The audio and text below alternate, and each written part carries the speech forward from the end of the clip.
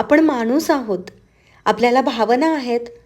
मग कधी त्या सकारात्मक असतील तर कधी नकारात्मक.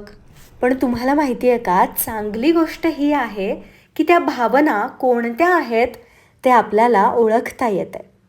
मग समजा जर सतत भीती वाटत असेल किंवा इतर कोणताही त्रास होत असेल, तर मला असं होतंय हे म्हणत राहून त्या भावनेत गुंतून जाण्यापेक्षा त्यावेळी दुसरी कोणती तरी गोष्ट करायला घ्यायला पाहिजे की नको बरं?